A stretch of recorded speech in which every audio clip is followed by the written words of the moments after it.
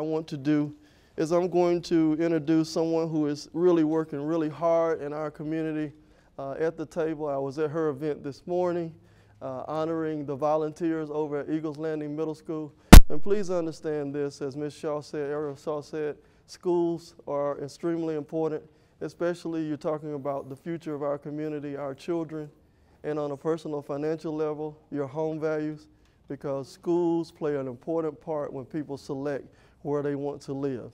And Ms. Rozier, Sandra Rozier, is at the table with student volunteers. I understand we have a new principal coming into Eagles Landing Middle School, and we need your support for great volunteers like Ms. Rozier. Sandra Rozier, please. Thank you so much. I'm going to stand here so you guys can see me. Good evening. My name is Sandra Rozier, and as Councilman Alexander indicated, I'm very involved in the schools, not just Eagles Landing Middle School, which is where my daughter attends, but I'm also involved in the community as it relates to advocating to make sure that all Henry County students get equity when it comes to resources that are available to help them to excel within the schools. I am currently the Henry County NAACP Education Excellence Chair. And when we say excellence, we're talking about making sure that our kids have what they need to excel at the highest possible level. We're always looking for parents to get involved. Our Henry County NAACP meetings, they occur on the second Tuesday of the month at Mount Olive Baptist Church. We're always looking for members who want to get involved in helping to advocate for the things that we need in order to make sure that our kids reach their fullest potential. So I would love to have some of you join our NAACP Education Excellence Committee. In addition to that, I also represent the Rsvp Jack and Jill of America chapter right here in the area. We too are about the business of providing support and outreach in the community to support mothers who want to expose their kids to social opportunities, cultural opportunities. We would love to have an opportunity to speak with you if you're interested in being part of our Rsvp Jack and Jill of America. And in addition to that, I'd like to put in a plug for the Mount Olive Baptist Church. We have an outreach center and a pantry where we provide resources for those in need in the community, and we are always looking to provide opportunities for folks who want to volunteer, especially the youth. We really want to teach the youth about giving back to their community. So every Saturday, they have an opportunity from 11 to 1 o'clock to come out and volunteer in the school pantry, or, in the church pantry, or to donate clothes. So if we could just backtrack with talking about the schools, Dr. Malik Douglas is going to be the new principal at Eagles Landing Middle School. And we're excited that he's coming with a lot of experience, and he is very passionate about making sure that our kids reach their fullest potential. We'd like for those of you in the Eagles Landing cluster to take the opportunity to support Eagles Landing Middle School. We have a Junior Beta Club that's doing phenomenal things. They just became a Junior Beta Club of Distinction, Junior Beta Club of Merit, and it's because of parental support and involvement that they've been able to be successful. So we're very proud of that. Not only that, these Junior Beta members are going to Oklahoma to compete in the national Junior Beta competition in the field of engineering, public speaking, community service, science, and also language arts. So this is a big opportunity for them. And as a result of a $10,000 donation we received from one of the business partners in our area, if I might say, Dr. Hector Bush from Orthodontic Care of Georgia has been instrumental in supporting our kids since we started our Beta Club, and he has underwritten our programs because we partnered with him in order to see the additional resources we needed for our kids. So if you own a business and you'd like to support some children in the community who are doing the right thing, who are committed to excellence, who are giving back to the community, we would love to have an opportunity to speak with you. So we congratulate these kids on a job well done. We congratulate Dr. Hector Bush and the other members of the community that have volunteered and have supported the kids. And we invite you to get on the bandwagon and support these phenomenal children go to Oklahoma next month, then we're coming back with the gold. In closing, parent involvement, parent engagement is critical to the success of our schools. Unfortunately, we have about 45 or more schools that are not meeting the grade, meaning that they are failing schools. And in order for us to be successful as business owners, in order for us to be successful in attracting industry, and in order for us to keep our values where they need to be, our home values, we, all of us, have to get involved with the schools. So I just encourage you that even if you don't have a child in the county schools, that you can go to the closest school to where you live, or where you work, or where you play, and offer your support and your gifts and talents in order to make our community better. Thank you for your time. Thank you. Okay, thank you, Ms. Rozier. We're going to take questions at the end, if we could. Well, are you gonna, yeah, I know you were on a tight schedule, so you tell me. You good? Okay, we'll take the questions at the end, if that would be okay. Next, we took on we went in a different direction in terms of providing excellent service for you when we wanted to implement a recycling program. We wanted a one-stop shop, and tonight we have our provider, Waste Industries, here to talk with you and explain your program, explain their program to you, because they are a partner with us in the city to perform a great service for us. And not only do they collect the trash and the recycling, they have bulk pickup, they pick up the limbs, and you need to understand how that service works.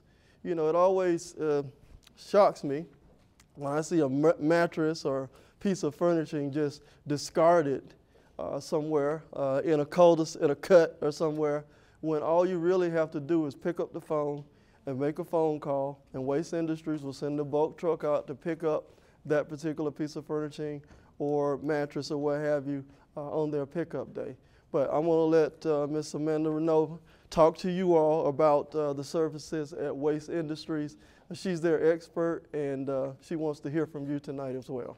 Thank you, Mr. Alexander, for having me tonight. I'm very excited to be here. So just a little background on me. So I have been in the industry about 17 years. I was a local girl that came right from steel and sanitation. So we transitioned over to Waste Industries, and I've been handling any kind of contracts under HOAs, municipalities, commercial, residential. So I do feel like I am an expert in the field. I've been doing it just a few years. But what we want to talk to you tonight about is just the service that we offer. Kind of educate you on what's out there for you to take advantage of. Because as he stated, so many people don't realize we even offer bulk service.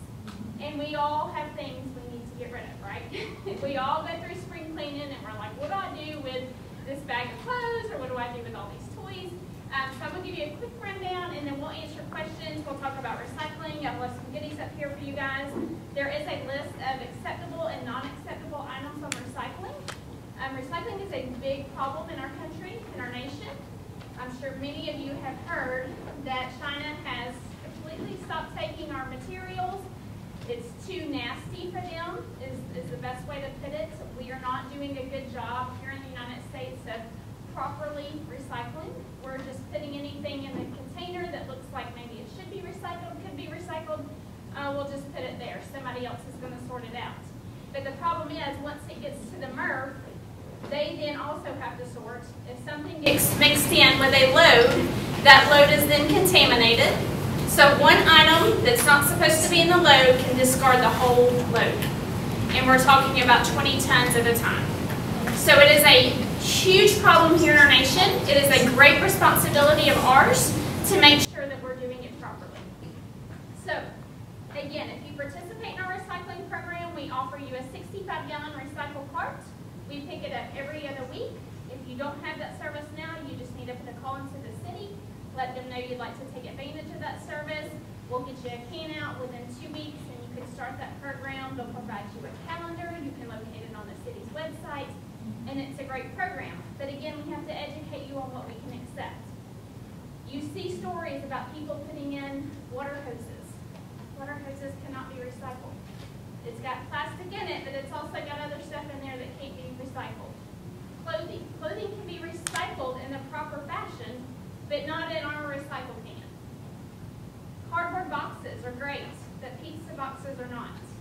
Pizza boxes are greasy.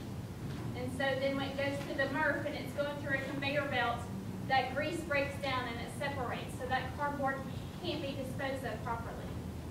So the best thing you can do is, if you are a recycler, try to educate yourself, try to keep your neighbors informed. Again, we have a list here of recyclable items that are acceptable and not acceptable. And we found that if we start with the kids, they'll take it home. So we go into schools and we educate the kids. And I literally take a recycle bin and I have a whole bin full of items, and we go through and we talk about what's acceptable and what's not acceptable. Glass. 2 years ago, glass was considered a non-recyclable item in Georgia. And that is because at the current market, it is more expensive to recycle glass than it is to make it brand new. So glass, as of right now, for our program, needs to go into the trash can and not the recycle bin. Glass is also a safety issue. Glass not bagged properly drops on the ground. The driver's then responsible for picking it up. And so, of course, we all know not handling glass can be dangerous. So any glass needs to go inside the trash bin. There are companies and there are programs outside of ours that take glass, but it has to be in huge bulk loads. So we don't have a program where we sort out the recycling. Everything is commingled. So everything goes inside the recycle bin together. You don't need to bag anything. All the bags do is get caught in conveyor belts and cause the system to shut down and create a delay for the processor. So no bags. Grocery bags. Grocery bags can be recycled at your Publix or your Walmart or your Kroger's, but they don't go inside the recycle bin. So again, these are items that we're just not aware of. We just don't do, as a nation, do a good job of properly educating people on what's recyclable and not recyclable. So that's the big problem with the service we offer. Speaking about the bulk service. So as Mr. Alexander said, people decide that, oh, I don't want this item, I'll just go throw it on the side of the street, which is so disheartening to me. I can't even imagine just dropping off a mattress on the side of the corner, but people do it all over the place. We offer that service for free. You're already paying for that when you pay your water bill that's paying your trash bill. So all you need to do is call into the city or Waste Industries and request that service. They will advise you of the limitations, so you can have 3 large items picked up every week, or you can have 5 bags of yard limbs picked up as well. It's one or the other, but that service is available every single week. I know personally I probably could put something to the tub every single week. So take advantage of it. If you have a difficult time getting in touch with someone, I'm going to leave some cards. Feel free to shoot me an email and say, I need to request this service. Holidays cause our phone calls to get a little crazy because holidays come up and trash moves to a different schedule and people forget. So I'll leave some of my cards out for you guys if you want to take one with you. Also, just a reminder on the sanitation service that we offer on a weekly basis. We do require you to use a can that's issued by Waste Industries. We don't service personal containers because the personal containers will drop into the truck. You may have seen that some of the city is serviced with an automated arm, so it reaches out, it grabs the can, it dumps it, sits it back down. That's a very safe, efficient way to service garbage, but putting out a personal container that's a lot smaller than the cans that we issue will cause it to either be damaged or it can slip through the grip of the truck and fall right into there. And unfortunately, we're not responsible at that point because we do provide you with a can. If you need a second can, if you're a large household, call the city, advise them you need a second container. They will advise you of the cost, they'll add it to your bill, we'll deliver you a second container every week. Any questions about the services that I've covered? Now, I say, we always have, say, well, the schedule, like the next week's going to be slipped a little bit. Yes. Like most of the holidays that they fall on a Monday, then everything slips one day. Yes. So everybody should be aware of that. Yes, so speaking about holiday schedules, anytime the holiday is before your service day. So your service day is Wednesday, holiday falls on Monday, you automatically move to the next day. Those weeks we operate through Saturday. So even if you fall on a Friday, you just move to Saturday. So best practice is put it out there. If it doesn't get service on your regular day, they're coming the next day. But yes, holiday schedule always moves to the next day. Yes, sir. In my area, they usually come at 7 in the morning. Now they come at like 3. And I know you're probably still growing, but I was so used to them getting my garbage in the morning, but now it's not. So to speak to that, we advise that you put the can out either the night before by 7 a.m. and leave it out the entire service day. As the first thing that he mentioned, the traffic in Henry County. So that plays a huge factor in our day. If there's an accident, if we're servicing the city and we have to go south to the landfill and we come back and there's an accident on the interstate and we're sitting there for 4 hours, we can't use the back roads because of the weight. So we try not to come up the interstate as 42. We will if we have to, but we prefer to stay on the interstate. So that can cause a traffic delay. Any kind of mechanical delays throughout the day, which those happen with extreme changes of heat, going from hot weather to cold weather, or cold weather to hot weather, that causes a delay. So the best practice is to place the can out either the night before or by 7 a.m. and just leave it out the entire service day. Of course, if you're missed, let us know. We'll get you taken care of within 24 hours. Anyone else? Yes, sir. How do you suggest we dispose of old oil, cooking oil and everything? Yes, so right now there's not a program in place in the city, but the best practice is to put it in a milk jug, seal it up, put it in a garbage can. Because there's not a company right now that's providing that oil disposal. So make sure when you put it in your milk jug, it's nice and cool, seal the container, put it in your garbage can, and it'll go to the landfill. Yes, ma'am. For plastic, is it okay for like laundry detergents and household cleaners, you know? Containers? Yeah. Yeah, so the best practice with recycling plastic containers is just make sure you rinse it out. That's not going to necessarily prevent it from getting recycled, but going through the MRF, it may cause it to have to go through a few more steps. So if you'll just rinse it out, you can leave the lids on it, stick it in your recycle bin, they'll bag it up, and they'll take it from there. Yes, sir. I just want to make sure that I'm clear on what you said earlier. When I do my recycling, I put it all in like a large trash bag, like a hefty trash bag. So you said earlier, don't do that. Yeah, don't do that. Yeah, just put it in loose. So it's completely different than garbage service. So recycles do not need to be bagged. Just throw it in there loose. They're going to dump the container. It's going to all go in. If you put it in a bag, when it goes to the MRF, which is the facility that recycles it, those bags get caught in the conveyor belts. If the conveyor belt goes down and they have to repair it, that can be up to a $20,000 cost. Yes, ma'am. Is there a way you guys can do a mass? I know it would take money, but sometimes a mass marketing, you have a public service announcement where you allow people to know how to properly recycle.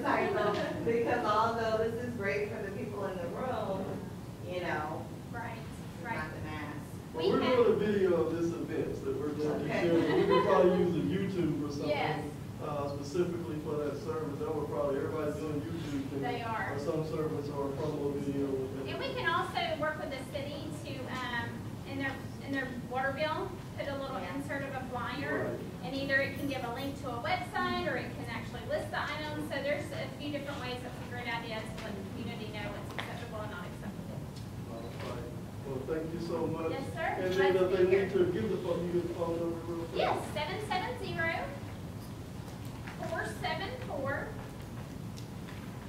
770-474-9273. And our website allows for inquiries as well. So that's www.wasteindustries.com. All right. We have some information for them up Yes, front. we do. Yes. We have some handouts and some information for you. Thank you so much Yes, for sir. that. I'm glad to be here. Excellent Thank you. Okay, next we're going to go into the Stockbridge update. We have a projector here for you on the screen. One of the first things you have to do as a city, and we changed our vision and mission statement. You got to know where you're going. And the council collectively came up with these statements. The vision statement to be the most progressive business and family-oriented community in Metro Atlanta. set the bar high. Set the bar high. No, we don't want to just compete with where we are in Henry County or on the south side. We want to be one of the best communities in Metro Atlanta. We want Metro Atlanta to be one of the best cities, metro areas in the country. So we want to set the bar high. The mission statement, to provide visionary and superior municipal services like waste industries. You know, we were a bit late getting on the recycling team. So we got that started. We hired a significant vendor, a great vendor to come in to be able to help us with that. And that's one of the things that this new council brought to the table, was that we wanted to recycle and we wanted to be more green friendly for the city. Next slide, please. The city provides a host of services here. One of the, as you see, we provide police service through Henry County, fire service through Henry County, animal control through Henry County. We just in-housed our fire marshal, because if you attempt to open up a business in here, we're going to be business friendly, and our fire marshal is going to be able to come out and do the inspection at the same time our planning and zoning is reviewing the plans. In the past, what was happening is that our planning and zonings would finish, and then Henry County, because they were overtaxed and they didn't have the resources to do so, it would take an inordinate amount of time for new businesses to get a license or to open up or to get a CO. Like I know the Rock and Roll Sushi down here, it took them forever to open because we had done our side of it, but we couldn't do that. Now we have Chief Wells, who serves as our own internal fire marshal, who takes care of all of the fire side of the inspection to make sure that we're doing it. He's not cutting any corners. He's doing the exact same work that they would be doing anyway, but he's doing that directly for businesses in the city so they can get their doors open in a safe manner. If you look up here at the police, don't change that, go back. If you look up here at the police station, the city provides that particular building to the county to use for the police station at Central Command over on North Henry Boulevard. Not enough people use what is up under there. You see what it says? Safe Internet Transaction Zone. Do not risk your life on an Amazon transaction or any other, or Craigslist transaction, meeting somebody at a house or a place. This is designated for that. There's 2 parking spaces out front where you park out front. There's a video camera out front to capture everything that happens. That's one of the initiatives that I brought to the table myself, because I wanted to make sure that no one else went out and met somebody in a proper location that wasn't secure and ended up losing their life or being harmed. There's no need to do that when you can meet safely. The police will know what you're doing there because the 2 parking spots are up front, and there's a sign that says Internet Safe Zone, and it's captured all on film. Please spread the word and take advantage of that so that we can keep the community safe, because the criminals count on us slipping. And they're going to catch you slipping for a few extra dollars. When that deal comes in that's too good to be true, that's going to be the one. Don't do it, okay? Where was that location? It's at 4545 North Henry Boulevard. It's right down the street from City Hall. North Henry Boulevard is Highway 138. Okay, 4545 North Henry Boulevard, Stockbridge, 4545. Okay, we got all that. Okay, next slide, please. Okay, so we provide all of these services. Recently, we started 7-day-a-week code enforcement. You can call code enforcement 8 a.m. to 5 p.m. every day of the week. What was happening is that we would have legitimate businesses open up, but we had somebody set up a barbecue stand. Somebody set up in the Walmart parking lot selling pillows and sheets right in front of Walmart because they wouldn't know on Friday there was no code enforcement. I went by there, but we had to call the police, but the police are too busy to handle stuff like that. So the code enforcement officer handles that. And then a lot of times things don't crop up until the weekend, but the code enforcement officer is available 7 days a week. And that's only here in Stockbridge. Now, if you live outside the city limits, that's still not available to you. So if you see problems, you got a neighbor, even if you live in an HOA community, and the HOA is not sending out the citation when somebody's grass is this tall, code enforcement still is active in HOA communities, and they are over the top of the HOA. So if you're not getting satisfaction at the HOA, you can still refer to the code enforcement. Yes, ma'am. Question for you. Since we have so many areas that are considered Stockbridge and those that are not considered Stockbridge, although they're in the area, does our city code enforcement office work with Henry County to address those areas that may or may not be a part of? Yes, they do. They do communicate to each other and they work together. But I'll tell you, today I was at 762 Highway 138. That's the tire shop that's right there at I-75 that haven't cut the grass in about 3 months. Okay, I made a call to the Henry County Code Enforcement, said, we need you to come out here because that's not in the city limits. The city limits and all of that, we're working on closing those gaps. But that exit at I-75 where the Holiday Inn is, okay, that is not in the city of Stockbridge, it's Henry County. This is how it works. When you're over there, the area between 675 and I-75 where the Kroger is, over there where the Kroger is, where the Piccadilly is, that's in Clayton County. That's not in the city of Stockbridge. That's not in the city of Stockbridge. The Chick-fil-A, the new Chick-fil-A, that's not in the city of Stockbridge either. When you get to the Holiday Inn, right? When you get to the Holiday Inn, you come into Henry County, right? You go up under I-75, you go to the other side. You don't get to the Stockbridge city limits until you get to the Fairfield end, okay? If I have been on a champion, and Mr. Anderson will tell, we out there trying to clean up, keep Stockbridge beautiful. That's not in the city, but when people get off that exit, they're looking at us saying, God, Stockbridge looks terrible. We need the Commissioner Holmes to step up, okay? It's his district, it's in Stockbridge, and we need him to demand that it gets done. The county manager, I talk with her about it every day, the chairwoman, that is a part of it. You're Henry County taxpayers. You live in the city, whether you live in the city or not, you still pay taxes to Henry County. You don't have a Stockbridge city tax. All the taxes that you pay are to the county. So we should demand the same level of service as we get in other areas around Henry County. And that exit at I-75 is unacceptable. I talk about it all the time. We was out there picking up trash on it last week, and it's trashed again this week. It's the one of the highest volumes that we have. That is the front line. That's where I'm trying to fight the battle at, on the front line. We don't want it to seep down here. We don't want it to come south. We want to fight on the front line. We want to drive it back the other way, that this is not acceptable here. It's not acceptable there. It's not going to be acceptable here. All the illegal signs that you see posted outside there, they need to be picked up. Code enforcement picking them up. Guess what? They're illegal signs. On my off time, I pick them up. Because they're illegal. They're in the wrong, they're placed beside the road. You're not supposed to place signs there, right? They place those signs there, they make the community look trashy. That's not what we should see.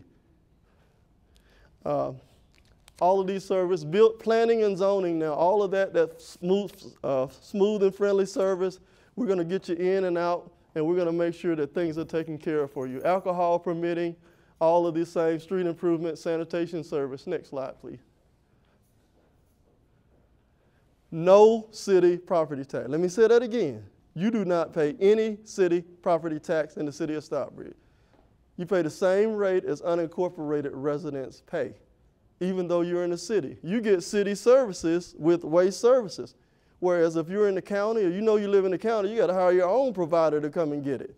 When you're in the city, it should feel like you're in the city, and it should look like you're in the city, because it should be a difference in where the dense population is.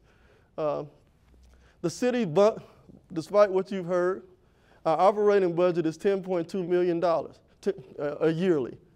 We have $18 million after our audit in the bank.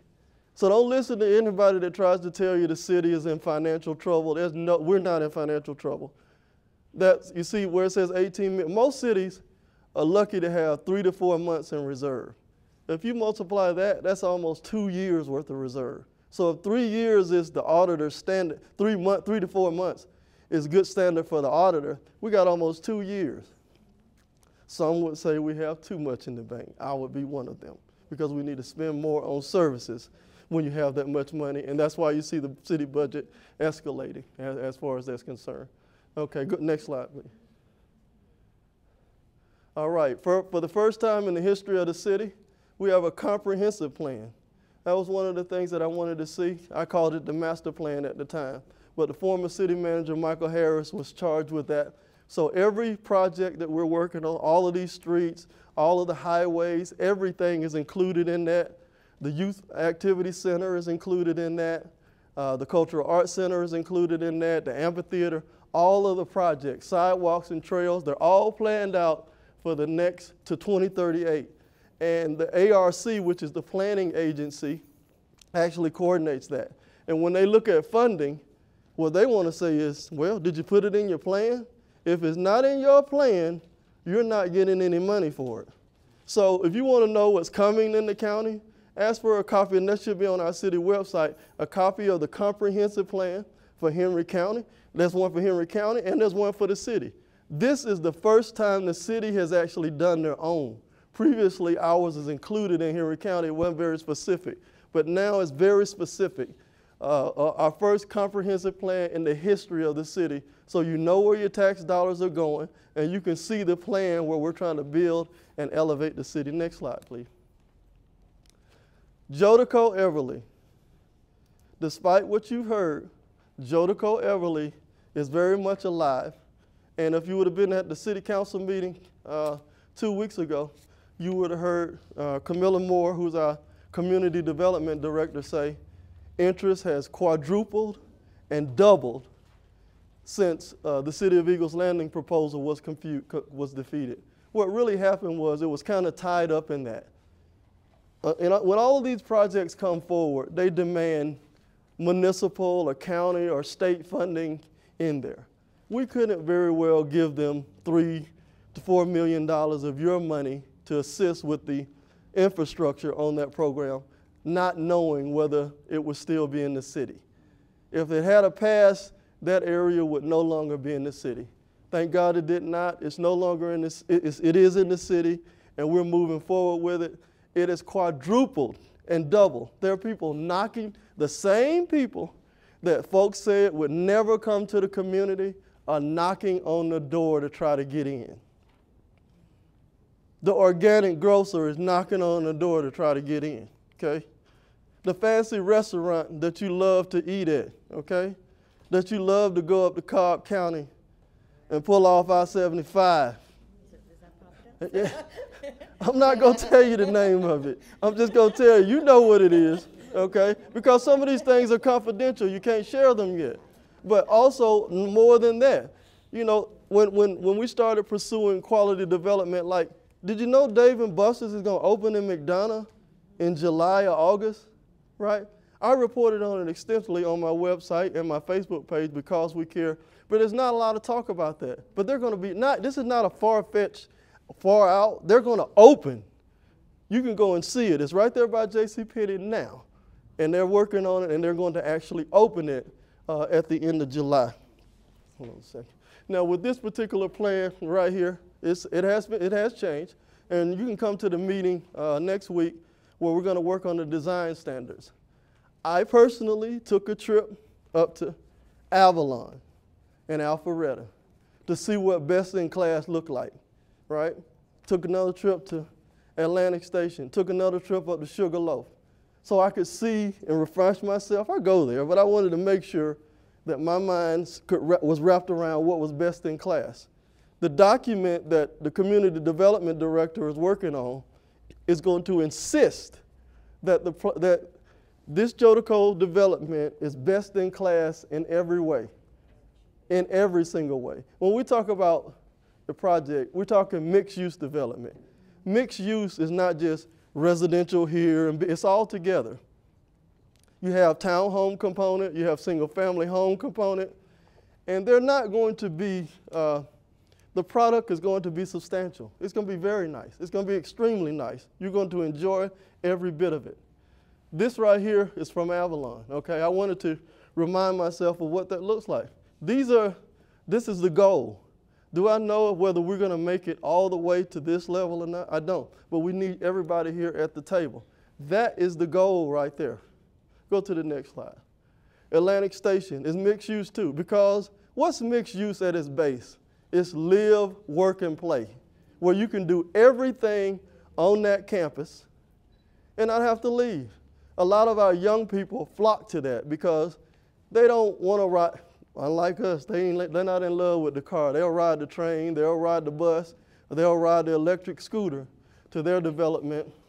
What you'll see here, you'll see, on the plan, there's a large green space that is reserved. The city right now is working on a plan where they submitted 90 upscale townhomes. Not the kind, the real nice townhomes, I hate to say brand, like the John Whelan kind of townhomes, what are they called? The brownstones. Those type townhomes, okay? Where many folks don't want the 1 or 2 acre lot. They want the low maintenance, but they want upscale luxury finishes. That's what we're expecting out of that. We're also expecting the single family. Now we're talking about a high dollar amount. We're talking about the neighborhood starting somewhere maybe in the 3s to 350. Maybe the townhomes right around 300, somewhere around there. That would be the goal. As you look at, there's going to be multifamily there. Multifamily is apartments, 1 and 2 bedroom. But if you limit them to 1 and 2 bedrooms, and the rent, I'm told, and I've seen some of the plans myself, the rent's going to be more than most of y'all's mortgage.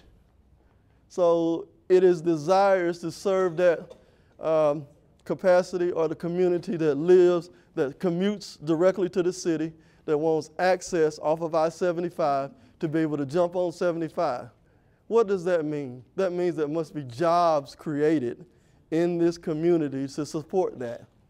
That is coming as well. So there will be some office space included in this plan as well to be able to accommodate those type services. And what does professional services demand? They demand Class A buildings for their services to be allocated there. Now, I'm not going to say to you that we're going to get all of those, but I'm going to say we're going to go after all of them.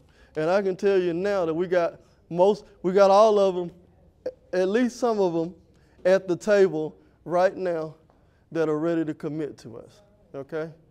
But you know what? Those things, as our community development director said, are confidential. I would mention as well, on my site, we went after Topgolf. We're going to aim high. Trader Joe's, we're going to aim high. Now, I'll solicit feedback from the audience now. I say, what else, what I have up there, you see what I have up there. What else would you suggest? There's many more that I'm sure that what do you travel out to community? Name some of the brands. Raise your hand. Raise your hand. I go to Ray. Ray's on the river. What else? I like Arden's Garden. Okay, Arden's Garden. What else? What do the kids like to do? What do you take the kids to do? Huh? Say that again. Did somebody tell? Wait, did you? Okay. All right. Woody's? One of those. I can't drive 2 hours to Norcross or Marietta. One of those might already be coming, but I'm not going to tell you which one. But one of them is at the door right now. Okay. The interest is there. We got to pick the ones that we want. That's how much the interest is. We have to pick the ones that we want. And don't let anybody tell you, and this is the one thing that I said to myself, when somebody tried to tell me, when a developer comes and they say, well, this is what y'all need down there. Let me slam the door on your face, okay? Because I'm not going to listen to that. Let's stop right there. If you try to bring me the B package or the C package, it's not going to work. I want the same thing that I showed you on those pictures out of Avalon and Atlantic Station. Why? Because this community there's affluence in this community, and the draw would not just be in Henry County, It would be down past Macon. It would be all of the south side of Atlanta. So the draw would be tremendous. Now, it's going to be a long line getting in that Dave & Buster's. I think you already know that, right? So the same thing with these brands here. Next slide, please.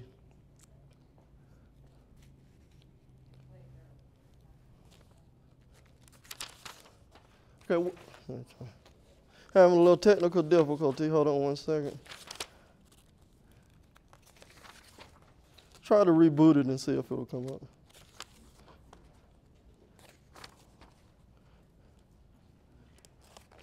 Okay. Let's go ahead and we'll just go to the next one. Let's go to the next one that'll show up. This is our new Stockbridge Amphitheater. This is going to be behind City Hall. We already own the property. You see TSW is up there, right? The architect has already composed the plans. They have been sent out for a request for qualifications, which is we're looking for the construction firm to put it together.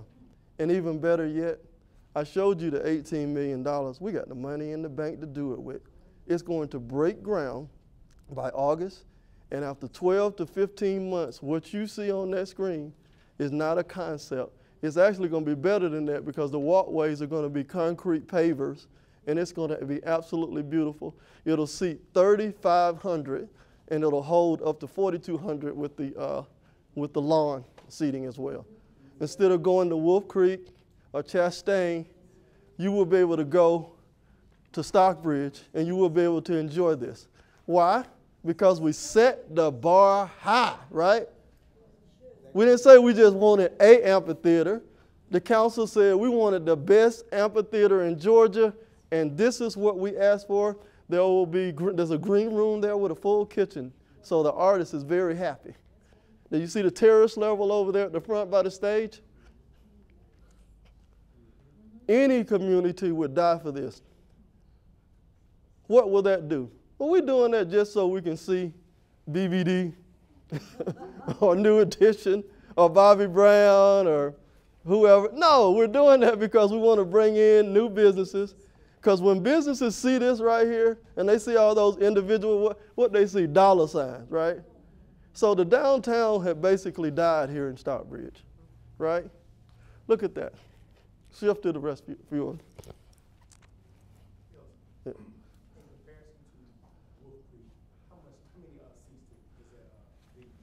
This one will hold, I said this one holds 3,500. And I think, I'm not sure what Wolf Creek holds. I'm not sure. Does anybody know? Somebody can Google it real quick. What's going to happen here is that we own 3 on that side street. We own the 3. We already purchased the 3 homes that are over there, right? Those 3 homes will be demolished, creating parking space. And also, unbeknownst to you, but you'll see, if you drive right by City Hall, there's a sold sign next to that white house next to City Hall. We bought like 7 acres directly next to City Hall. We did that quietly. Why? To add parking and then another beautification spot over there next to it, so it'll be a full campus. We will also work on agreements with the surrounding businesses, like the Subway Plaza that's always empty, or the church, or Stockbridge Elementary across the street during busy events. And of course, there'll be an officer. If you know where Municipal Park is, that street will be realigned with the side street, so that there will be a traffic light there as well on that side street. So the 2 streets will be realigned. And then again, like I said, we've been doing this a long time. So we purchased those properties knowing that something was coming there at some point. So those homes will be demolished, and that will create extra parking. But the 6 to 7 acres that we bought right beside City Hall, that will add extensive parking, as well as agreements will be worked out with the surrounding facilities to make sure that parking is available. But that 6 to 7 acres kind of really gave us what we needed in order to deal with the parking. Yes. Okay, all right. But I want you to go back to that picture again. I've been to Wolf Creek. I think we got them beat. Okay, so we'll see how that turns out. But it's nice, and wait till you see it in concept. Go ahead and flip to the next one. Next, how are we going to improve our community to compete? We're going to go with 5G. 5G is the next generation, and guess what? We're going to be one of the first cities in Metro Atlanta to receive 5G, right? We've already signed the agreement for it to be installed here first. What does 5G do, right? Now, in addition to fiber optic and in addition to your cable provider, 5G can provide Wi-Fi. Because right now you're tied to your cable provider for Wi-Fi. But when 5G is implemented, and 5G does not work off of these gigantic towers that you see where nobody wants it in their neighborhood. 5G is just kind of, you know, maybe a few feet tall. You'll see them in the, sometimes they're in the right-of-way or have you, but they're small.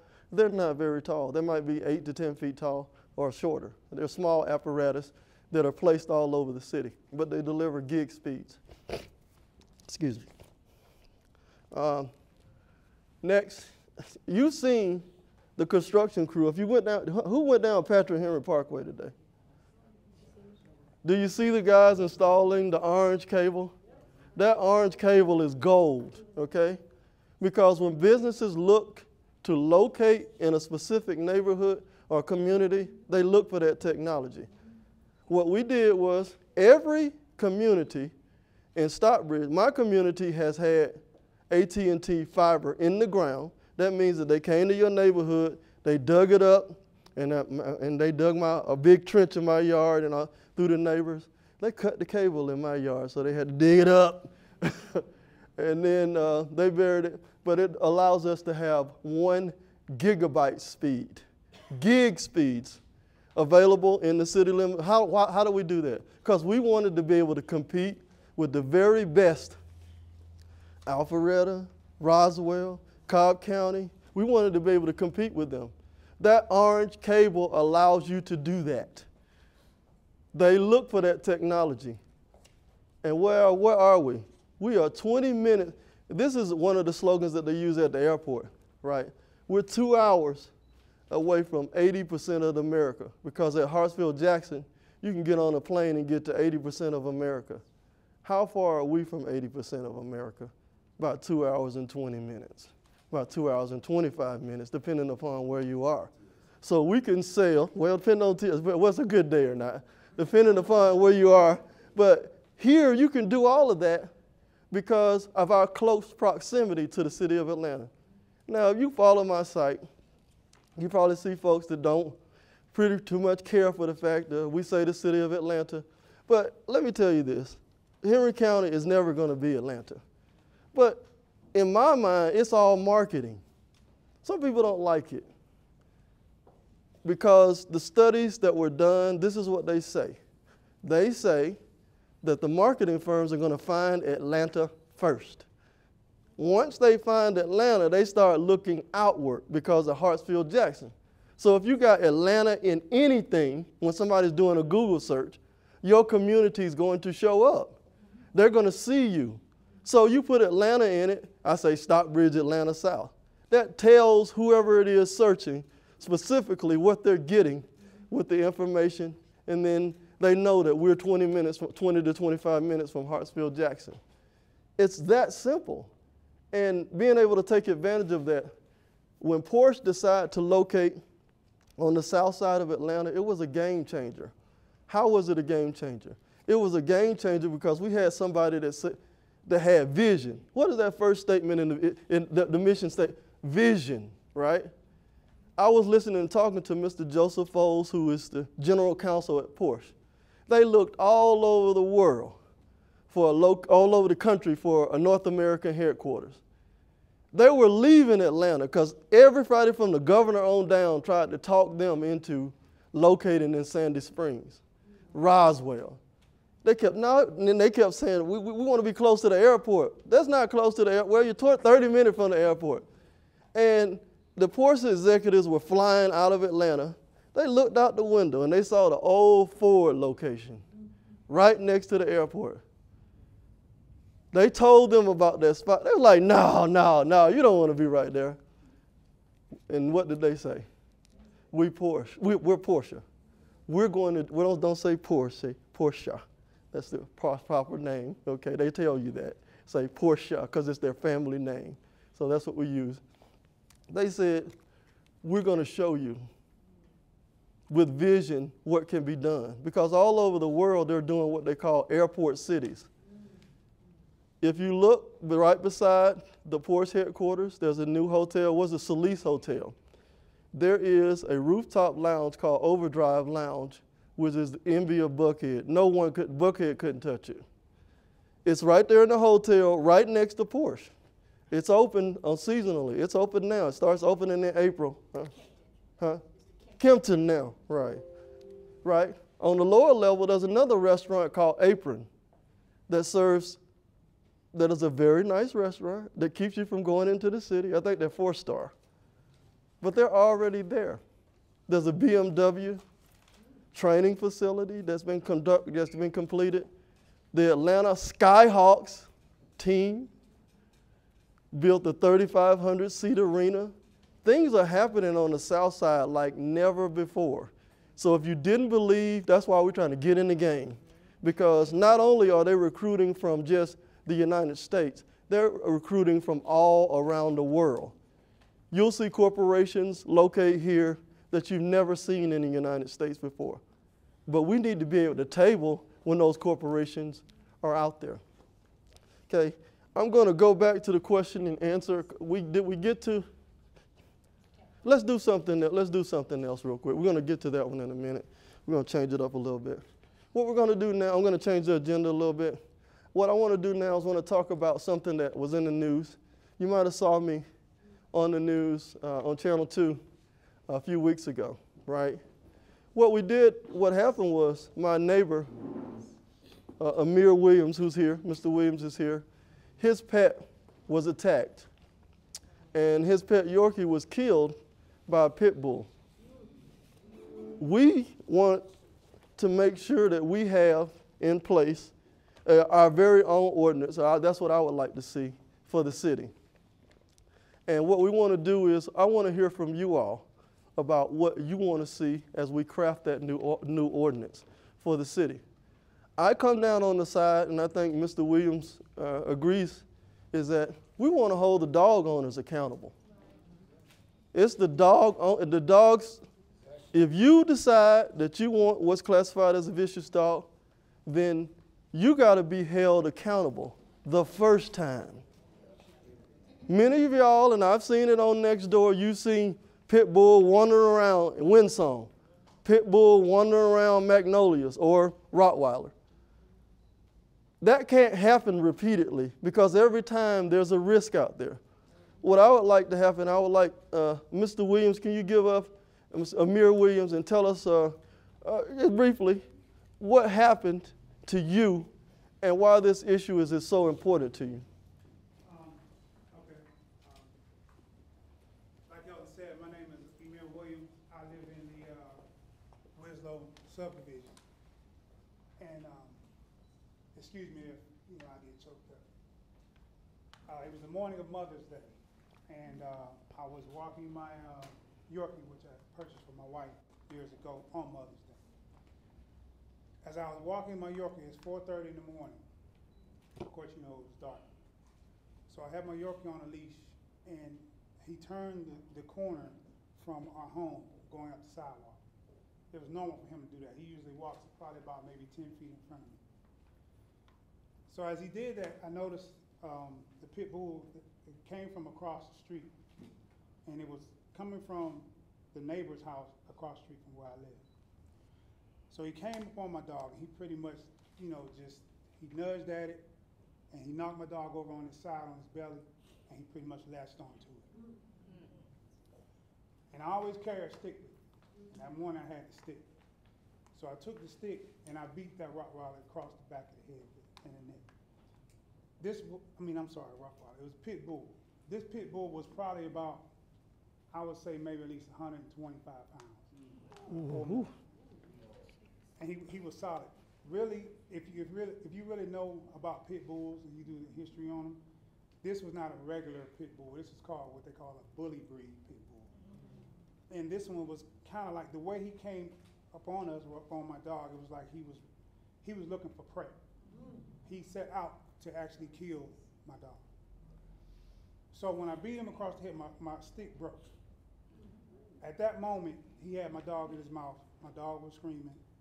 I'm frantic, so I grabbed my dog, which I had to grab the pit bull too, because he was trying to take him away. So I have my dog in this hand, in this arm, and the pit bull, I have my arm around his neck. At this time, I'm on the ground. The pit bull is on top of me. And my Yorkie's here in my left arm, so I'm trying to pry my hand in between his teeth and pry his mouth open, which I had to do something. I knew I was just in reaction mode. There was no fear at all, but it was just all reaction. I knew it wasn't going to work, but I said I had to try something. So after doing that for probably about close to 2 minutes, I started to get tired. Fatigue started setting in on me. And I can feel, the pit bull, he loosened his grip. When he loosened it, that's when I clutched hold to my dog. And when I did that, he bit at my elbow. And then he went right back to my dog, right the exact spot he grabbed on the stomach. So when he started to pull away, I realized, I said, oh my God, he's gonna kill my dog, he's gonna kill him. So sure enough, he pulled my dog away from me. At this time, we're in the middle of the street on Winbrook Drive. We're in the middle of the street. He pulls my dog away, and as he pulls him away, he's taking him in between these two homes. So I get up off the ground and I run into my house. And when I ran into my house, I was yelling. My dog's name is Boogie. I was yelling at the top of my lungs. Now, only one in my house is my wife and my mother. My mother's 84 years old. I said, he got Boogie, he got Boogie, he got Boogie. So as I'm going up the stairs, my wife, she hears me screaming, hollering. She automatically knew what I was talking about. She already knew when I said he got Boogie. She already knew what it was that got him. Reason why that was because this dog has been running loose in that neighborhood multiple times. Yes. So when I got to my closet, I reached in and grabbed my gun. I loaded it, clipped and everything. I went back downstairs outside, and I was looking for the dog. The dog was in between two houses. And when I came up on the dog, it was dark. I had on a white t-shirt and some shorts and flip-flops. And my wife, she came out the house behind me, but when I ran to the home where the dog was eating my dog, it sounded like, if you ever heard like a pig eating slop or a wild boar, okay, all right. That's what it sounded like. Just to give you a picture. Anyway, so when I walked up on the dog eating mine, my dog was already dead. He was already gone. So I immediately shot the dog, the pit bull, twice in the head. Yeah, good. So when I shot it in the head, I thought the dog was done. I mean, it screamed, it yelled and everything. So I went and picked my Yorkie up off the ground, and I went to the house of the owner of the pit bull. So I thought it was the owner. So when I went up to her house, my wife, she was standing right beside me, and we're standing at her front door. As we're standing at her front door, I rang the doorbell, and like 3 girls, teenage girls, comes through the door. And I asked them, I said, is your mother home? And they said, yes. I said, can you go get her, please? I'm holding my Yorkie in my left hand. So when she comes downstairs, she already says, I'm so sorry, I'm so sorry, I'm so sorry. I said, okay, your pit bull has been out here roaming the streets and it killed my dog. So my wife, her and my wife was, talking back and forth. But my wife happened to look behind me, or behind us, and she noticed that same pit bull that I shot twice was coming up, and it was coming at her. It was really coming at the dog, because it still wanted its prey. So if you know anything about pit bulls or vicious dogs, if they start attack, once they get that scent, they go forward. They're going to kill them at any means. So when I realized that, I told my wife, I said, go in the house. The same lady who owned the pit bull. I said, go in the house. The lady opened her door, and she let my wife in, along with her daughters, were behind her. So that's when I turned around and I fired a 3rd shot. and I fired a third shot right in between, pretty much the top of his head, but between the eyes. And that was the shot that dropped him right there, in front of her driveway.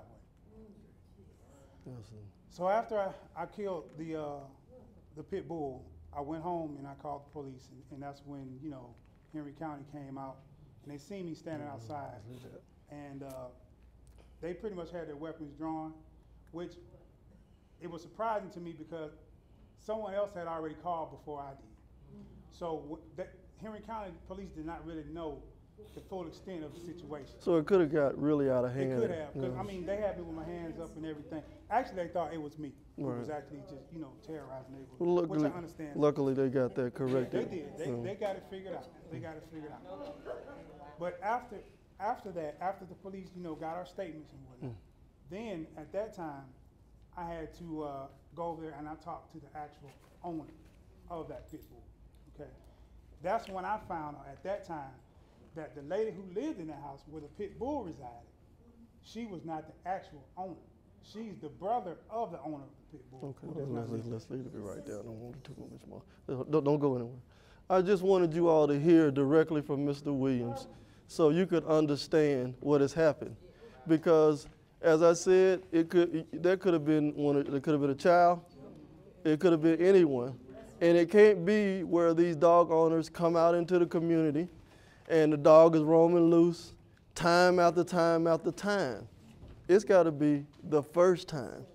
And the penalty needs to be significant enough the first time so there is no second time. And I think that's my aim in pursuing the vicious dog ordinance, because right now our ordinance just mirrors what Henry County said. Now, if you live on a 5-acre lot or a 4-acre lot, it might take the dog a while to get off of your property. If you living in the city and your neighbor 15 feet away from you or 20 feet away from you, we need our own rules.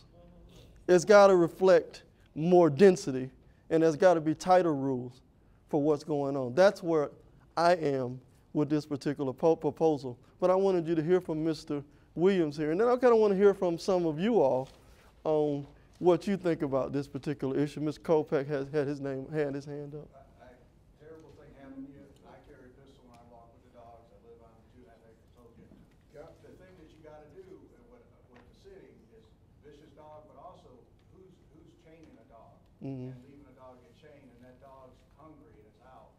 Most people have, most responsible dog owners, fenced yard, dog lives in the bed, sleeps with the parents, and goes out and comes back in. My dogs do get out. We're out after them. Are they vicious? I don't know, but I know a Chihuahua is one of the most aggressive things I come across. Encountered last night at my dad's property in Oak Shores, German Shepherd and like a Yorkie came at me. The neighbors my son was in the house, neighbors, kids were out. I went and addressed the dogs, scared. Dogs turned around luckily, went back to the neighbor's house. But if they wouldn't have been, there would have been any aggression, I'm putting the gun to them. And I hate that to be the way, but we got to protect the kids in the neighborhood. We got to protect them. Like you're right, we live on an acre, but if the dogs were quick. But why does anybody have a dog chain? Right. So those are the kind of things that we got to look at, making sure that there's no tethering laws and stuff like that in place. I want to look at everything A to Z, but it's got to be your ordinance. It can't be my ordinance. So I'm here tonight to hear from you and what you want to see. Yes. So I'm very sorry what happened to your dog. My daughter is absolutely a dog lover. We have a Picache. So one of the things that we've been dealing with, which is why it caught my attention when it was online, is we have renters that came in to the neighborhood, and they have 2 pit bulls that have been loose. And they kind of determine, I guess, based on... Sandra, could you answer her question before you leave? I want to make you, I know you can go ahead and leave. Ma'am, she's going to answer your question outside over there. Come back. So, of course, my fear is for my child first. So, there may need to be something in place. Okay. Whether they register these dogs, make sure they're registered, make sure they haven't been bred to attack other dogs and, you know, but, you know. Let me ask you this question. Did anybody call animal control? I don't think so. What I think they're trying to do is get their lease revoked at this point. Right. Now I will say that the lady who resided at the, where the pit bull was, she was a renter as well. And once, my wife made one phone call to the landlord, and the landlord had that lady evicted the next day. Yeah. So, you know, depending on how the lease is written up or whatever, that may kind of, you know, play a part in it. Yeah. But I do know when I went to animal control, and they asked me, they said, has anybody complained about the pit bull before?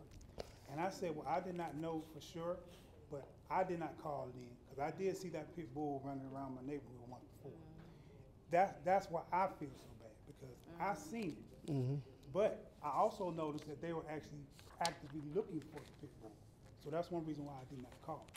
They said if I had called, or someone had called animal control and they had actually reported it and came out to them, then they could actually not only just write them a citation, but they can actually be, you know, fined more than the actual citation is. Because right now I think the lady got 2 citations. They probably both maybe, they're not going to be more than $2,000. But some people, that's a slap on the wrist, you know. Be in jail. Right, and you know, certain situations, and I'm not saying. And he has chased. And that's where we got it. child. Right, that's where we got it. Older child. Right, that's what we got to get to, is that as we go along, we'll have more of these town halls where we talk about this subject specifically, and I'd invite you all to come to the actual city council meeting next week. You can speak on that as well, on what you want to see in this ordinance as we go along. But my intention is to hold the dog owners accountable for what's going to happen. And I just want to be clear on something, just so you know everyone here understands me, that I'm a dog lover myself. I'm not discriminating between a pit bull or a Shih Tzu or whatever the case may be. Any dog can be vicious. Any dog. I know I've told people a lot of times they see my dog, it was cute. Oh, can I pet it? Oh, he won't bite. I don't know that. That's just something I didn't know that. Right. Yeah, they always say that. You know? Not my dog. That's one thing that people say, because it won't bite you because you his owner. It knows you. It knows people around it. But in actuality, it does have to carry it. So what we got next? So we need to be mindful. Camp the downtown. We can't do the downtown. Now I said that Can't do the downtown. We have any photos? They put exactly, and that's one of the things that Okay. Elton is trying to enforce. Is that leash law. And just to add this too, I gotta finish it up. I understand real quick. The very next, okay, I buried my dog Mother's Day morning. Okay, that very next Saturday I was cutting my grass, and as I was cutting my grass, another pit bull comes running right beside me. Oh, wow. The leash was dragging, he was dragging the leash. The owner of the pit bull was walking with her cell phone out. Okay, she's walking with her cell phone, just talking. The pit bull is about 20 feet in front of her, and someone else was behind. No one had the dog's leash. So of course, I had my weapon on me at that time, and I did draw, and I said, "Hey, is that your dog?" They said, "Yes." I said, "Could you please grab the leash?" And they went ahead and grabbed the leash. But I'm saying, we have to get people in the mindset to be responsible for your pet. Because just because your pet won't bite you, does not mean it won't bite me. Absolutely. Well, I appreciate that, Elton. Mr. Witt. Mr. Witt is my neighbor, and thank you so much. Okay, we got a couple more things that we're gonna go over for you. Pull up, you know about this new road project that's coming through called Campground Road Extension. Campground Road Extension is going to take Jodeco Road all the way to Highway 42, and there's a bridge. So instead of stopping at the bridge on Highway 42, on Jodeco Road, the railroad tracks, there'll be a bridge over the railroad tracks. And can you pull up the video? You can't see any of this because all of this is by the Winslow at Eagles Landing community. This is what it looks like. This is coming from Highway 42. If you go through Winslow at Eagles Landing, this is Winbrook Drive.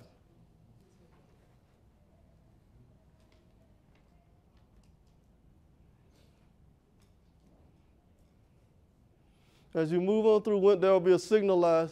Now, you know, there was big news on the community. This bisected our community.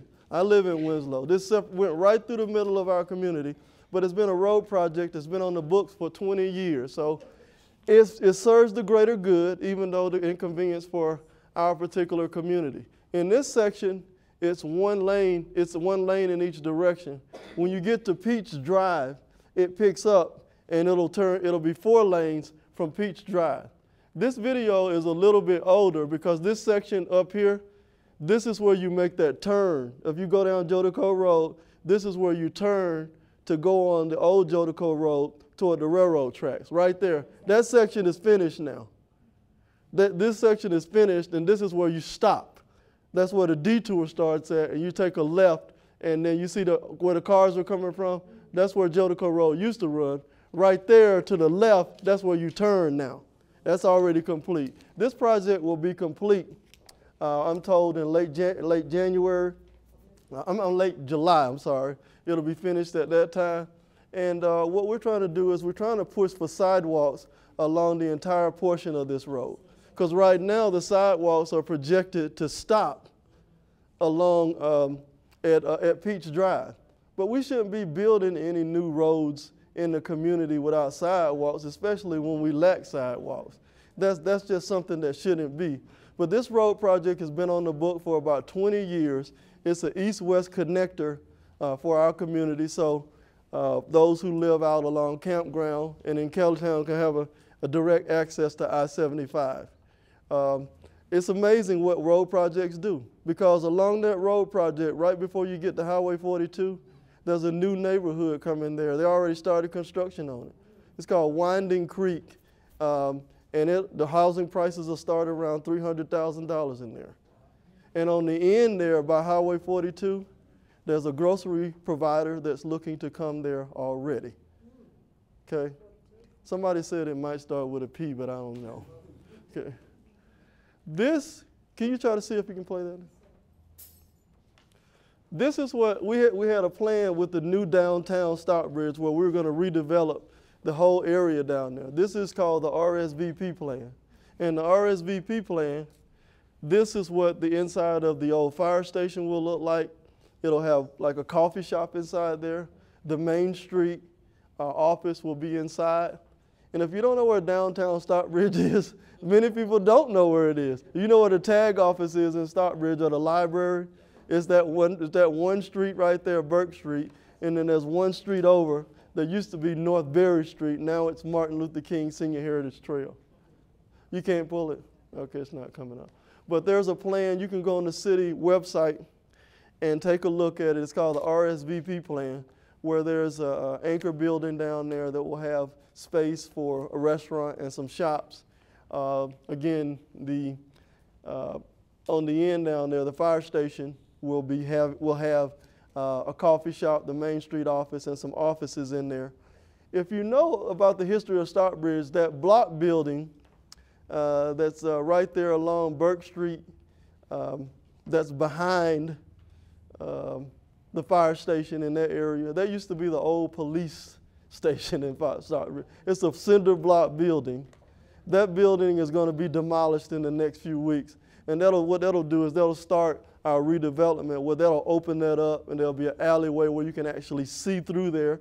You can be able to traverse it on both sides.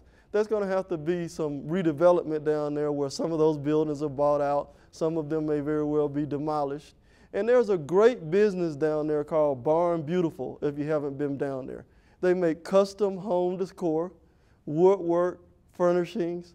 They make it handcrafted. It's a small business. That's called Barn Beautiful. And they've invested in our community, bringing something very unique to us. And they do art there. They have wine tastings there from time to time. It's a very nice place, and they invested in us because they believe that this is it's going to move forward. And that's what we want to see in our community. I want to acknowledge Councilwoman Neat Robinson, who has arrived there as well. And I want to just talk to you all. Neat, can you come up for a second? Come on up, bro. Neat and I have been working hand in hand. I think I can say that we want to see the project called the Youth Center move forward we want to see this project move forward. And one thing that you did was you selected a piece of property, or you identified it, and the council agreed for it, that we would move forward with a piece of property. Can you talk about that a little bit? Good evening, everyone, and I do apologize. I just came from training in Monroe, but we're trying to move forward with our youth senior center. It's very important. We do have some property on Ty Street that was identified, and it's so fitting because it's next to Smith Barnes Elementary School, and around the street we have the Stockbridge Elementary School. So we want to be able to have the ability for our children in that historic district. So we want to make sure that we have something there, and how fitting that we have Ms. Carrie Mae Hambrick, who is a key figure in the community, that we can actually bring our youth and our seniors together.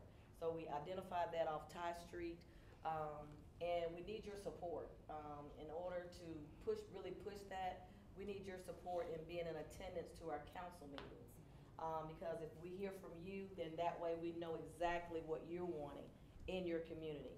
Even not just over in that area, over here in Eagles Landing area, we represent all of our citizens who have a City of Stockbridge address.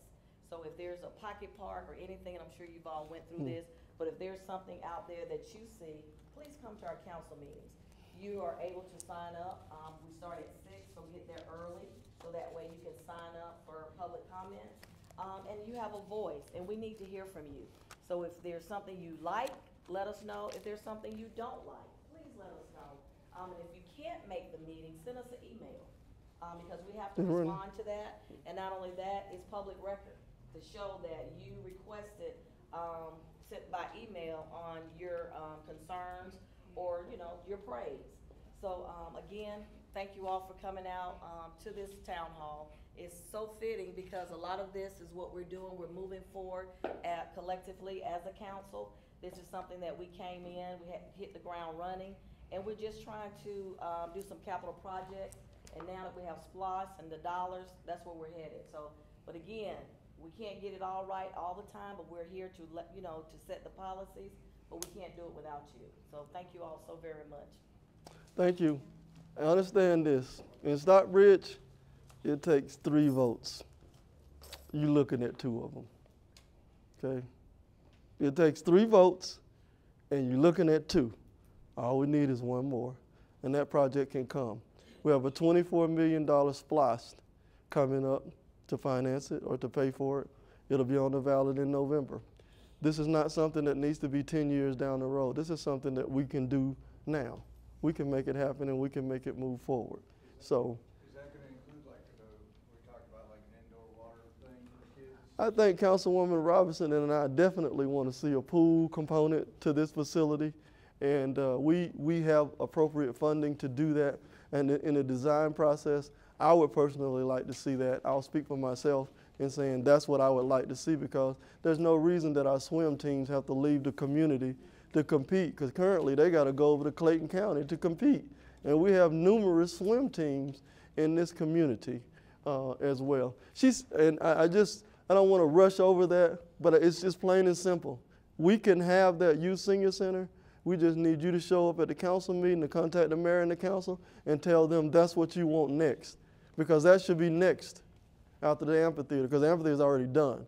We just need, this can be very well be next, but we need your support for that. Go ahead and play the video. This is a downtown.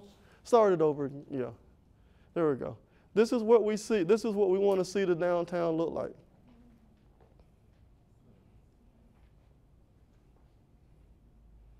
The state of Georgia paid during their Rsvp plan. We were one of their cities that were approved for it. Only a few cities in Georgia got approved for this. They did this in their design studio along with the Carl Vinson Institute at the University of Georgia, working alongside Georgia Municipal Association. This is the old fire station. Is this on the website, this video? Yes, this video is on the website as well.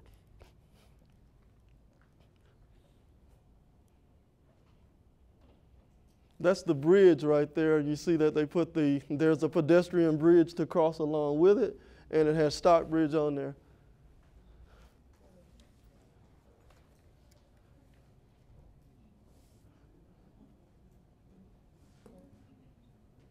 See the rooftop lounge? Yeah. You know Councilwoman Robinson, she like rooftop lounges, y'all. Isn't that amazing? Now, did any of y'all know that was going on? We got to do a better job of getting these messages out, but I want y'all to understand that we work every single day in the capacity in order to do things. And I would be negligent to not, and I won't close on this one topic by talking about traffic. No, I did not ignore traffic. But most of the highways that come through Henry County are state highways. There's always entity. The city controls very little of our roadways. Just for instance, like Rock Quarry Road, that's a county road. Patrick Henry, county road. Eagles Landing Parkway out here, county road. The only roads the city really controls is right there close to City Hall in that general area. But please believe that since Councilwoman Robinson and I have been on the board and the council itself, guess what? We're working on the funding for Rock Quarry Road. We showed up at the meeting. Rock Quarry Road going to be widened to 4 lanes. It's going to have a 10-foot multi-use path like the Beltline type on one side and a 5-foot sidewalk on the other side. It's going to have beautification in the middle of the lane like you see along Cumberland and places like that. Highway 42 from McDonough all the way to Stockbridge is going to be widened to 4 lanes. It's going to have a 10-foot path on one side and a 5-foot sidewalk on one side. It's going to be very, very nice. Those projects are controlled by GDOT. When the state passed raised the excise tax a few years ago, that created millions of dollars. But what do I need you all to do? I need you to reach out to your state senators. I need you to reach out to GDOT. I need you to reach out to the governor. I need you to show up. When you see a sign saying that there's a meeting coming, you have to show up. Because in the past, what has happened at some of these meetings, and what I understand happened over in Fayetteville, you know, Jonesboro Road. It's not in the city of Stockbridge, right? But everybody knows how busy Jonesboro Road is. Jonesboro Road was supposed to be widened a few years from now. But because they had a town hall meeting and only a few people showed up, and the few people that showed up owned property that said, I don't want my front yard gone, I don't want part of my backyard gone, GDOT took the money and put it somewhere else. So, you know, that could very easily happen on any project. So if you're like, well, I don't feel like that today, I'll let somebody else show up. You don't know who's showing up. You need to show up and say, I want my traffic I want my traffic solved. I need everybody to do the same thing, to say, show up at those meetings, call your representatives. I don't want, when you can spend $1 billion on one interchange at Georgia 400, right? That $1 billion, if it had been spent on the south side, could have solved all of our traffic problems in one swoop. But they spent $1 billion on one interchange. Why? Because Mercedes-Benz was locating there. But it's $1 billion that they spent. We could do that too, but you gotta be heard. You gotta speak up and you have to be heard in everything that we do. So traffic is not being ignored. We're working on it. We finally got some people that are beating the door down all the time, right, Councilwoman? We don't let traffic, we don't leave without talking. At the town hall, GDOT was just here on the 8th. How many of y'all went to the meeting? Guess who went to the meeting? Me. Okay? What did I say to them? I'm going to tell you exactly what I said. I said, the south side ain't feeling no love, GDOT. We need more money to come in our direction. There's a video on my site that shows that, okay? And all the people who are saying we need the money to come here, it comes here because you all say it is, or you speak it and have it to be so. I'm going to open up for a few questions, and then I'm going to have to close because they've been very hospitable for us and we went over our time. Go right ahead. Okay, speaking of transportation, I've heard about Rock Quarry for years. I'm concerned about flipping and Walt Stevens. Prime example. When the highway was backed up a couple of weeks ago, we couldn't get out the subdivision because all the traffic was flowing between Flippin, Walt Stevens, and Spear Road.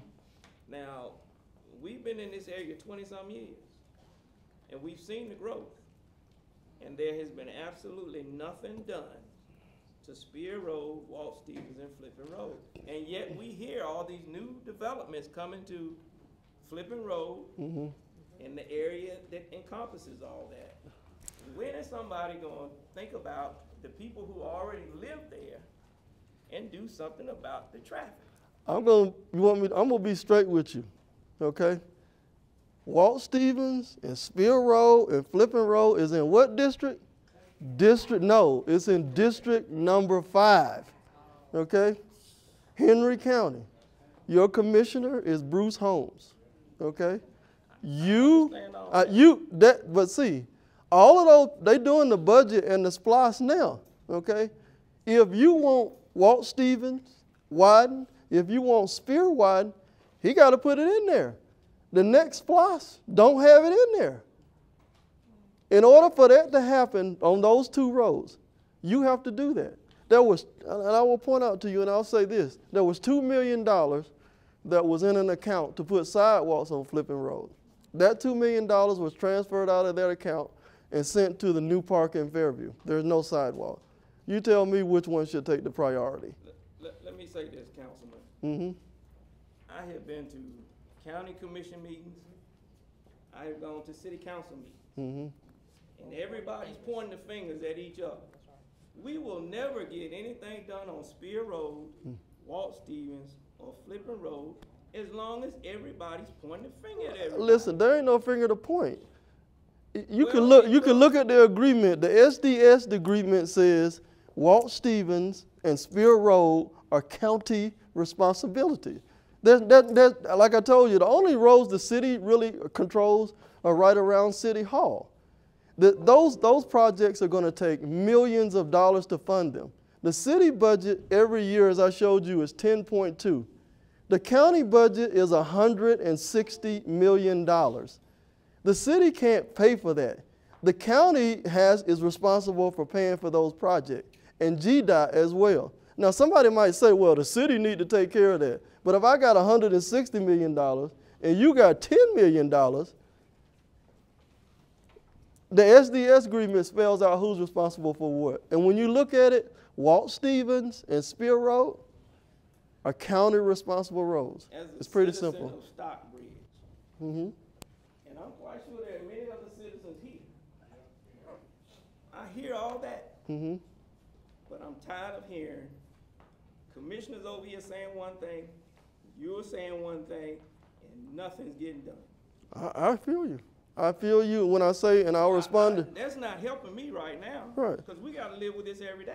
I say to you, like I said to you, and I'll let the councilwoman speak up. She can verify exactly what I'm telling you. I think the problem is the way our boundaries are, okay? Because even when I came in, it was confusing. The problem is, even with Red Oak Church on Walt Stevens, they're in the they annexed into the city limits, but the roads are county roads. So you'll go be in the county, and then you'll jump over in the city. So when it comes to that, that's why we're saying we cannot take the money from the city, because that way the citizens with the city.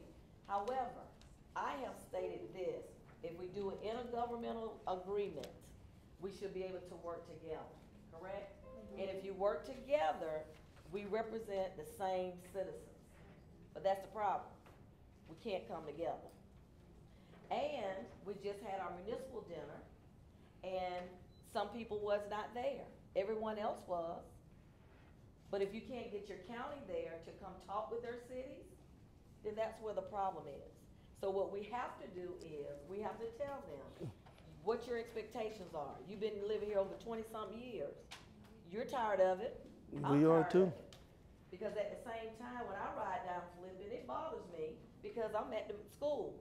I sub, and I know my kids walking in grass.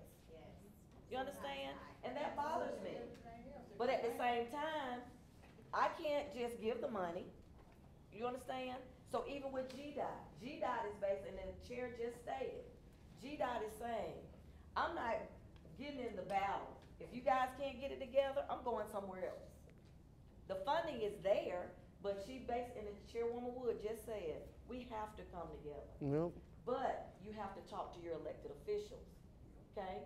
Even with certain things that went on in Stockbridge, pay attention. As the kids say, stay woke. You saw faces who were there, but it's time out for that. I'm tired of my kids walking in the grass on flipping roads. Yep. I'm tired of it. When there was $2 million that was there that should, no sidewalk should be there. Our part to get to the trails because we can't come together. But again, as I stated earlier, and I don't want to hold you, it's up to you all to be there and let them know what you demand. If not, do it at the polls. Because if you haven't seen it in 20-something years, realize how long these people been in office. I've been here 4 years, and I see a lot. And I see it legislatively, on the federal level, because I'm sitting on those boards. And I keep saying, why can't our commissioners get on the same page? The cities, we're meeting quarterly. We can sit and break bread together, tell everybody's vision, but our commissioners are not there. And I'm just being honest with you. And I love them. Thank you so much. Now I want to get to a couple more questions and then we're going to close up. Okay, go ahead, Steph. Because Stockbridge, the way our city limits abut the county, a lot of what happens in the county strongly affects the city, even though the city doesn't have any jurisdiction. And I'm thinking as an example of this project that they just had a zoning meeting. On Flipping Road. Yeah, the Flipping project.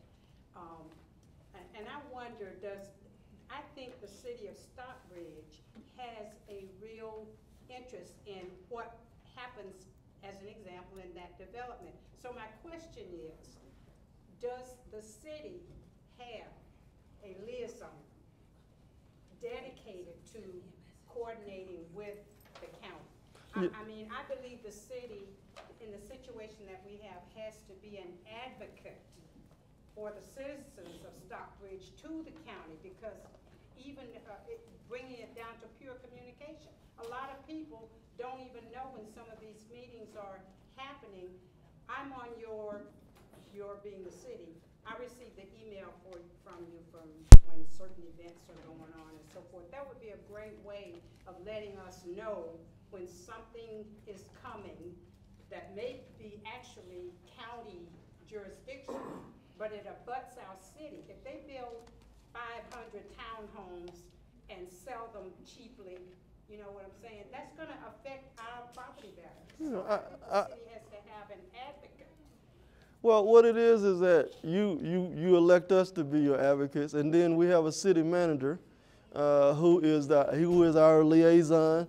He works hand in hand. Right now, what has happened is that the agreement, they call it the SDS agreement, Service Delivery Strategy. That agreement was supposed to be completed months ago. It's in mediation because the two sides can't come together on who receives what portion. In the past, it's been 75% of project money goes to the county, 25% to the city. But the cities are growing, and that's where the people are at. So we're trying to see who's responsible for what. But see, to your point, sir, what's written in that agreement is who's responsible for every street, who's responsible for every building, who's responsible for cutting the grass on Highway 138 at I-75, and at every turn, all of those major roads are controlled by the county. So no matter what somebody might tell you, you can read it in black and white yourself. It says in the SDS agreement, the county is responsible for Walt Stephen Road. Just like Rock Quarry Road out here. I agree with you. I'm gonna tell you how I know I agree with you. I told the city manager right now, part of Rock Quarry is in the city limit. Then you get up there to where the BP is at Banks Road, it's not in the city limit. I said, I don't care. Cut all of it. It was, we'll cut this part, the county wouldn't cut this part for 3 months, then we would cut this part. I said, I don't care. I don't think the citizens really care.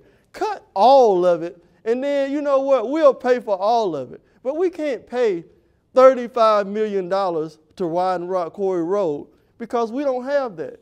Out of this SPLOST that's coming up, the counties are getting $190 million out of that. They're getting 75 to 80% of it. The responsibility of roads lay with the county. That's why they give them most of the money. We have very limited jurisdiction over the roads. Now, they've been very generous to us, and I want to take Ms. Bradley's question, and then we're going to have to close up because we've already gone over our time. Go right ahead. But I could stay here all day because you know what? I appreciate an engaged audience. Good. So GDOT, the Stockbridge are all important pieces to making sure that the roads are and the sidewalks are there for our kids. So how do we make that happen? Where we get those important pieces together to make sure that the questions are answered and that we know from our leaders how to make this whole thing work and make it happen. I think Nick just said it, and the chairwoman just said, we have to work together, because when you go to the ARC and one commissioner says we need this and the other commissioner says we need that, and then the city said we need this, they be like, y'all going back down there and fix that, and then you come back to me when y'all got a plan together. Because in Gwinnett and Cobb and all this, they speak with one voice. They say, they go to the state and we want $1 billion. We're going to decide how to split it up, and we're not going to be fighting on how to split it up when it comes to us. We got it together. We got it written down in our SDS agreement solved months ago, okay? That's how they do it. They all work together. And they have this one thing called a community improvement district. The community improvement, when you go to Cumberland and everything is on point, or you go up to Avalon and everything is on point, those businesses tax themselves. They take care of the roadways, they take care of the signage and all of that. When it says Avalon is this way and that way, the businesses in that area invest, and they turn those dollars around, and then they reinvest. What they do is they tax themselves as a group, and they pay a contractor to cut the roadways. They pay a contractor to put up the signage, to market the area, and to do all of that. That's why Cumberland always looks beautiful all the time. Government, frankly, can't operate at that level, but private industry can when you got all the titans put together. Well, the way that we do that is we already have that meeting scheduled. It's called the municipal dinner, and we have all come together. And then we have what we call a retreat once a year, put on by the chamber, where everybody sat down. All the elected officials are supposed to sit down, and we fellowship, and we come together, and we meet, and we decide how we're going to work these things together. Right now, the lawyers have it in their hands, and the officials are sitting down trying to do mediation to see how to solve this. It will eventually be solved by the mediator, but that is delaying a lot of things that are going on in the county. We can't force it, because right now it's in the mediation point. Once the mediation is solved, that'll handle it. But you just have to encourage your county commissioners to work with the city, and the cities to work with the county. Because once we sit down together at the same table, all of us agree, that agreement is going to dictate how we operate. Because right now, it's about the money.